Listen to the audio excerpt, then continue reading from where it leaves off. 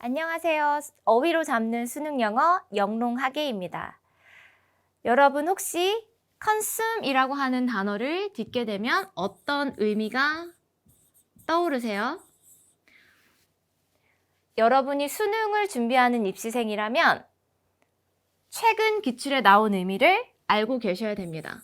첫 번째, 살찌다로 나온 바 있죠. consume 기본 어휘에 먹고 마시다 라는 의미가 있기 때문에 기출에서 살 빠지다의 대립상으로 살찌다로 나왔습니다. 두 번째, consume, 몰두하다, 몰입하다. 주로 수동태로 표현되어서 to be consumed with 이렇게 표현되어집니다. 이거 소비되어지다 이렇게 해석하시면 안 되고 be consumed with 여기에서 이 자리에 올 수 있는 어휘들 한번 떠올려 볼까요? be haunted with, be haunted by, 그리고 be preoccupied with. 또 어떤 거 쓸 수 있을까요? be obsessed by, be obsessed with. 뭐뭐에 사로잡히다, 요렇게 뭐뭐에 완전히 소진되다 라는 의미로 어디에 몰두하다, 완전히 써버리다, 완전 연소하다 라는 의미로 be consumed with에 몰두하다, 열중하다, 집중하다, 집착하다 라는 의미까지 있게 됩니다. 다시 첫 번째로 돌아가 보시면 우리 consume이라고 하는 단어가 초등 단어는 아닐까라고 생각하실 수 있는데 수능을 준비하는 고등학생 여러분 입장에선 이렇게 기출에 어떻게 변형되고 확장되어서 나오는지를 체크해야 되는 거기 때문에 막상 쉽지 않은 단어죠. 우리 쉽다라고 생각하는 단어 사실상 home도 있어요. home 부사로 집으로 라고만 생각하기 쉽습니다. 그런데 home은 여러분 동사로 공격하다 이렇게 쓸 수 있어요. 또한 부사로 제대로 라는 의미로 이미 기출에 나온 바가 있습니다. 그래서 최근 기출에서요, hit home 하게 되면 제대로 치다, 제대로 가격하다, 제대로 공격하다 라는 의미까지 기출에 나온 바가 있습니다. 홈이라고 하는 것도 우리 초등학교 때부터 굉장히 많이 들은 단어라고 생각을 하시는데 막상 히트 홈과 연결되어서 기출에 나오면 집을 치다 이런 식으로 해석할 수 있거든요. 이번 기회에 히트 홈 제대로 치다 라는 의미로 기억을 하시면 좋습니다. 우리 안다라고 생각을 하지만 막상 새로운 의미로 나오는 단어들 한번 쭉 써볼까요? 또 어떤 것들이 있냐면 우리 하버 한번 적어볼까요? 우리 이 단어를 주면 첫 번째로 대부분의 학생들 명사로 항구만 떠올리실 거예요. 그런데 기출에서 하버는 뭘로 나왔어요? 네, 명사용법으로 쓰이지 않고 동사로 나왔어요. 동사로 하버 어떤 의미로 나왔냐면 은신처를 제공하다. 그래서 보호해주다. 쉼터를 마련해주다. 동사용법 나온 거 알고 있는지 한번 확인해 보시고 우리 쉬운 동사라고 생각하는 contain 첫 번째로 어떤 의미 떠오를까요? 첫 번째로 어떤 의미 떠오를까요? 보통은 포함하다라고 얘기를 많이 할 거예요. 그런데 contain은 기출에서 1번 뜻보다 2번 뜻으로 더 많이 나옵니다. contain, 억제하다라는 의미를 가지고 있어요. 그래서 이 억제라는 의미일 때 contain은 뭐의 동의어로 쓰이냐면 우리 아래로 누르다라는 의미의 suppress 또한 똑같이 C로 시작하는 단어인데 명사로도 쓰이고 동사로도 쓰이는 curve입니다. 고삐를 잡아 쥐다 라는 의미의 억제하다. 요렇게도 동의어로 활용되어져서 자주 출제가 되어집니다. 우리 쉬운 단어라고 생각하는 컬러 한번 예를 들어보려고 합니다. 컬러를 얘기하면 어머? 또 나는 지금 매우 바쁜 고3인데 왜 또 쉬운 단어를 얘기할까? 라고 의아하게 생각할 수 있어요. 컬러를 쉬운 단어라고 생각했을 때는 아마도 컬러를 명사용법으로 생각했을 것 같아요. 얘를 명사로 생각하면 우리 누구나 다 아는 색깔이라는 의미를 갖겠죠. 그런데 지금 우리가 이 컬러를 수험생이라면 어떤 의미로 알고 있어야 되냐면 동사예요. 동사 컬러 생각해 보신 적 있으실까요? 동사 컬러일 때 이 단어는 누구와 동의어로 활용되어질 수 있냐면 닥터입니다. 컬러와 닥터가 동사 용법에서 동의어로 활용될 수 있다는 거 알고 계셨는지요? 닥터 역시나 마찬가지입니다. 닥터를 명사라고 생각하게 되면 어머 쉬운 단어 의사 이렇게 바로 떠올리시지 마시고 수능 영어를 준비하는 수험생이라면 닥터의 동사 용법을 알고 계셔야죠. 자, 컬러 동사일 때 그리고 닥터 동사일 때 이것은 동의어다. 어떤 의미를 가지고 있을까요? 얼마 전 우리 2022년 올해 6월 고3 빈칸 문제, 킬러 문제에 있어서 우리 어떤 단어가 빈칸의 정답에 들어가게 됐냐면 fabricate가 지문안에 주인공 단어로 쓰이고 그 앞에 조작한 것이 아니다 라는 의미로 not fabricate 그래서 정답에 어떤 거 1번에 조작하지 않았다, 진실임에 틀림없다 라는 의미로 must have pp 어법을 이용한 것이 빈칸 정답 단어로도 나왔었죠. 지문 안에 fabricate는 주인공 단어로 쓰였습니다. 그 fabricate요. 왜곡하다, 조작하다 동의어이죠. 컬러, 그리고 닥터, fabricate 동의어입니다. 이 자리에 동의어로 올 수 있는 거 왜곡하다, 조작하다라는 의미의 warp. 그리고 여러분 악마의 편집이라고 얘기 많이 하죠? edit. 원래 사실을 앞뒤 본인이 원하는 대로 조작해서 얘기할 때 edit. 이렇게 얘기할 수 있고 손을 대서 조작하는 거. 손이라는 어원을 가지고 있는 man이라고 하는 단어요. manipulate. 들어보셨을 겁니다. manipulate. 이렇게 되면 우리 왜곡하다, 조작하다라고 활용될 수 있는 여러분 기출에 나오는 단어를 쭉 한꺼번에 묶어서 지금 공부를 하게 된 거죠. color, doctor, fabricate, warp, edit, manipulate는 왜곡하다라는 의미로 지문 안에서 자주 활용이 되어지는 단어입니다. 여러분, 다운이라고 하는 어휘 들어보시면 아래로를 의미하거나 혹은 시스템이 다운됐다, 시스템이 작동이 안 된다 라는 정도의 형용사나 부사나 쉬운 의미라고 생각을 하실 수 있습니다. 그런데 여러분, 다운에는 어떤 용법도 있냐면 명사 용법도 있어요. 명사로 다운은 털이라는 의미를 갖고 있어요. 왜 우리 구스 다운이라는 말은 많이 쓰잖아요. 그때 이 다운이 솜털, 짧은 털을 의미하는 이 다운이었어요. 명사 용법으로 우리가 이미 쓰고 있었던 거죠. 이거 다운 안에는 동사 용법도 있어서 흘려보내다 라고 하는 의미도 갖고 있어요. 그래서 예를 들면 We downed our coffees and left. 빨리 커피를 마시고 그 자리를 떠났어 라고 얘기할 수도 있습니다.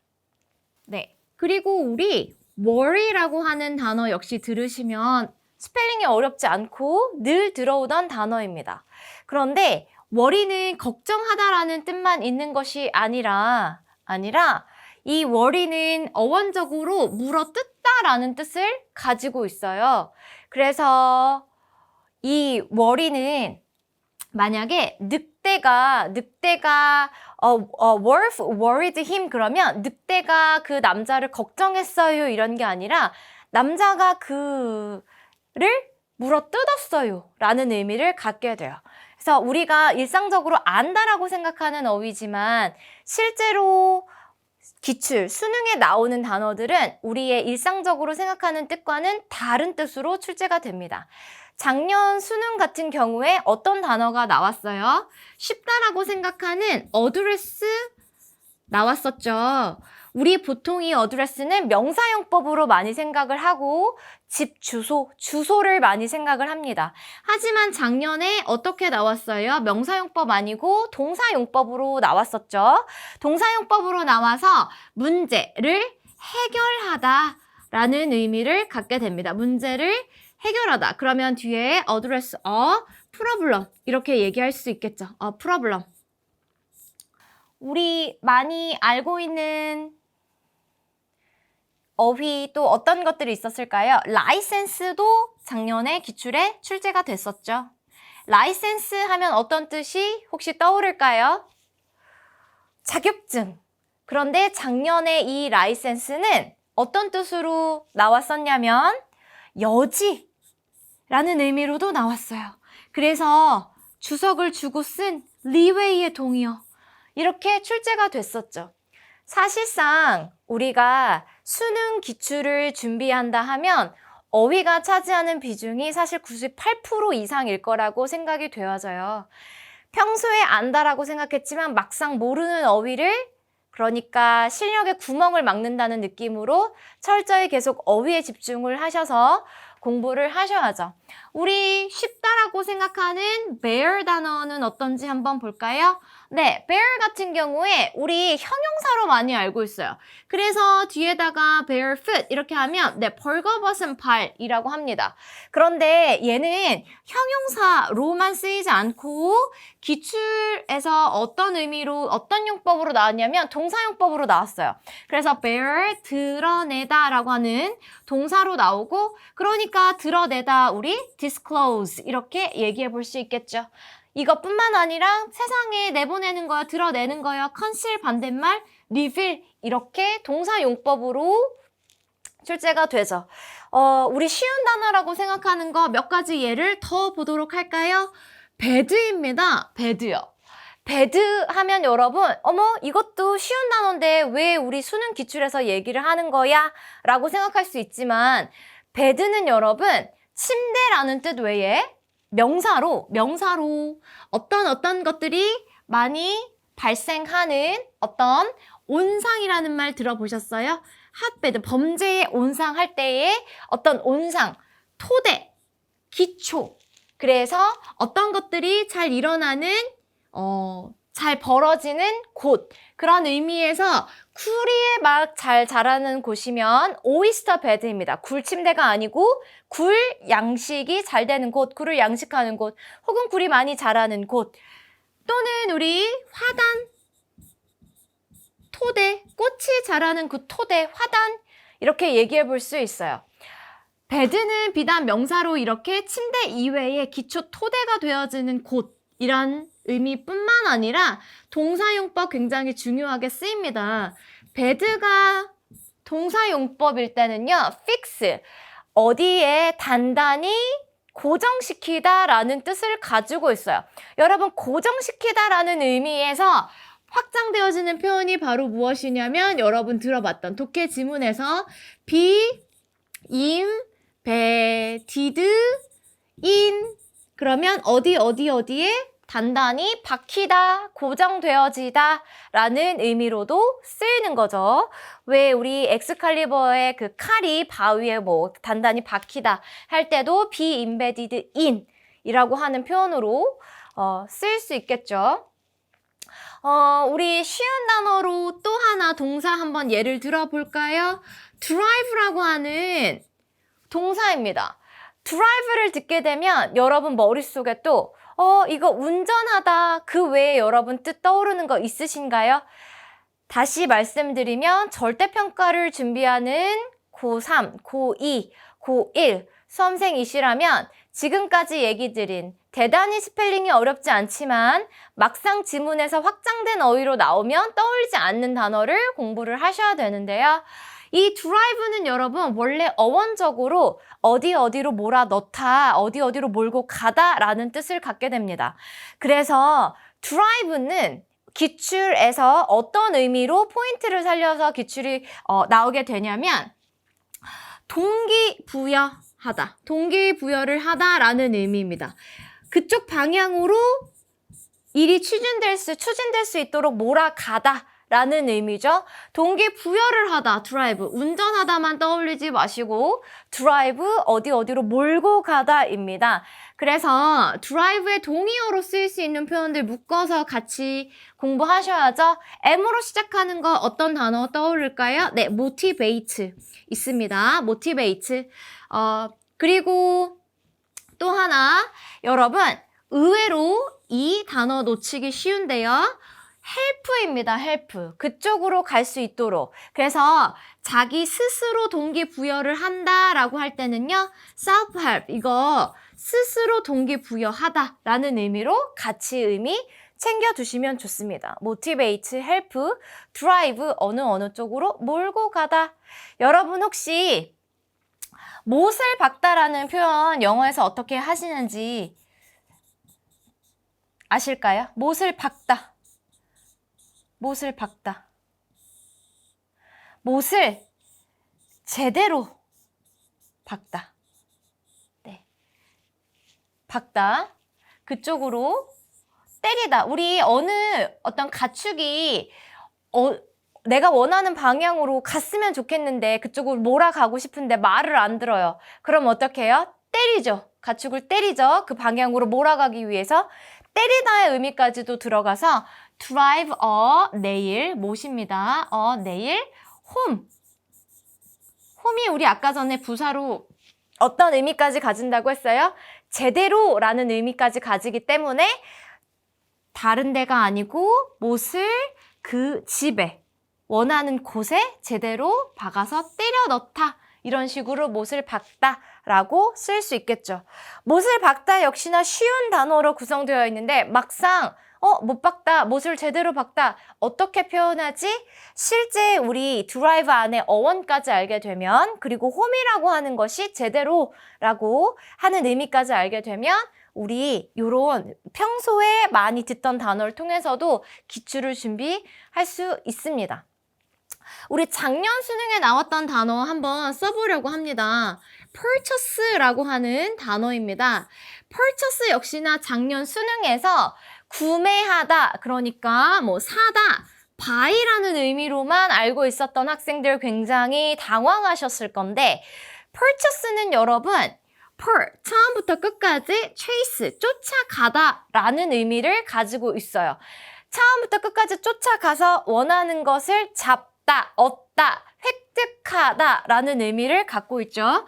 그래서 이거 같은 경우에는 grip 또는 grab, 가서 움켜잡다, 움켜짚다 라는 의미를 갖게 되고 어떤 분야를 내가 꽉 잡고 있다 라고 얘기할 때는 그 분야를 뭐 하는 거예요? 잘 알고 있다 이렇게 얘기하죠. 잘 알고 있다. 그래서 작년 수능 같은 경우에 이 잘 아는 사람은 누구라고 얘기를 하냐면 전문가라고 얘기를 하기 때문에 한 분야의 전문가라고 해서 다른 분야의 전문가는 아닙니다. 한 분야를 꽉 잡고 있다라고 해서 다른 분야까지 꽉 잡고 있는 건 아니에요. 그러니까 전문가가 하는 말은 전문 분야에서만 믿고 다른 분야에서는 믿으면 안 됩니다.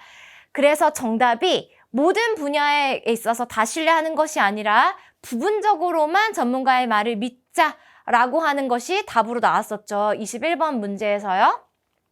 purchase 역시나 다시 복습을 해보시면 쉬운 단어라고 생각을 하셨을 거예요. 구매하다, 구입하다. 더 이상의 뜻이 없을 거라고 생각했는데 어원에서 파생해서 전문가라는 의미까지 갖게 되었었죠.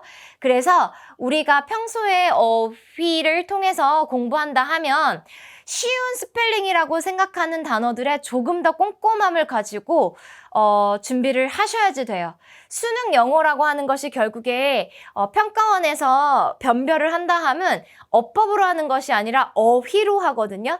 그러니까 어휘, 이것이 명사로 많이 알고 있지만 동사로 활용될 때는 어떤 뜻이지?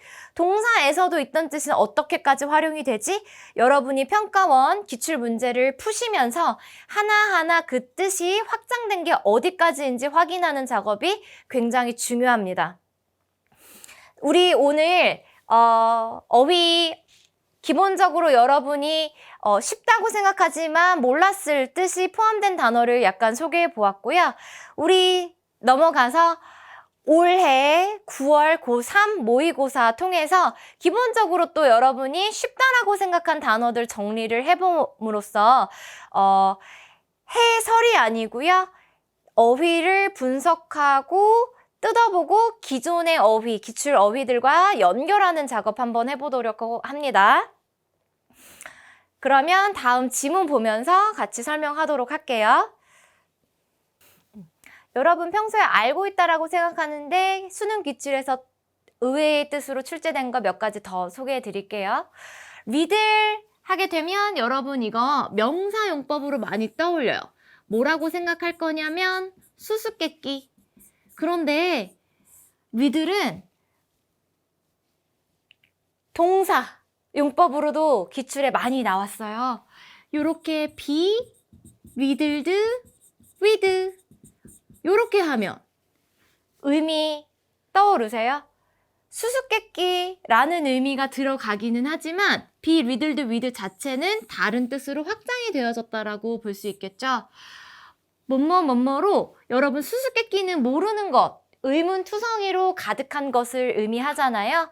그래서 be riddled with는 뭐뭐뭐뭐로 가득 차다, 뭐뭐뭐뭐로 가득하다 라는 의미가 있어요. 왜 디귿이 안 써져요? 득, 그렇지. 자, riddled 자리에 우리 또 올 수 있는 어휘는 어떤 것들이 있냐면 patronized라는 단어가 올 수 있습니다. be patronized with. 우리 patron이라고 하는 단어가 후원자라는 의미를 가지고 있어요. 후원자, 후원해주는 사람, 단골 이렇게 얘기할 수 있겠죠? 와서 돈 많이 써주는 사람. 그래서 be patronized with.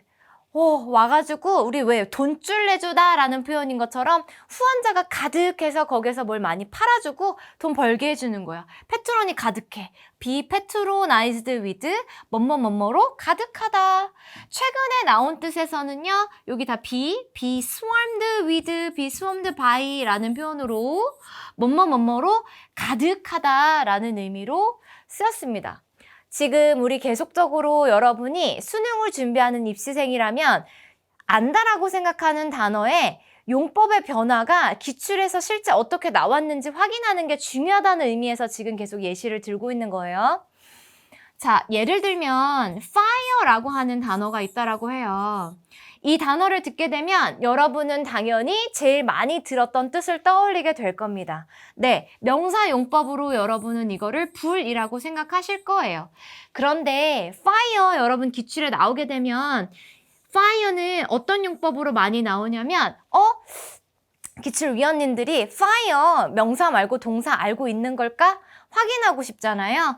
fire 발, 화하다, 점화하다, 그리고 공격하다라는 의미 갖게 돼요. 그러니까 공격 안에 총알을 발사하다라는 의미까지 있게 되죠.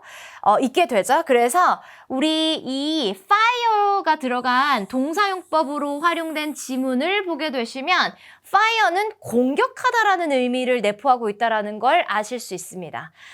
fire를 불, 나 fire 알아라고 생각하는 수험생과 fire가 실제로 동사용법으로 나와서 발사, 총을 쏘다, 공격이라는 의미까지 알고 있는 수험생의 실력 차이는 굉장히 큽니다.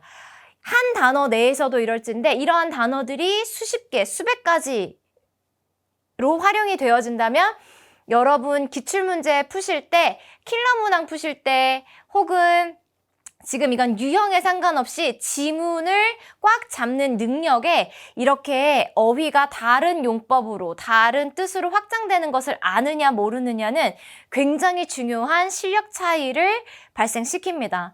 우리 해피라고 하는 쉬운 형용사 보시게 되면 해피, 행복한만 떠올리지 마시고 해피 안에는 만족한이라는 의미가 있어요.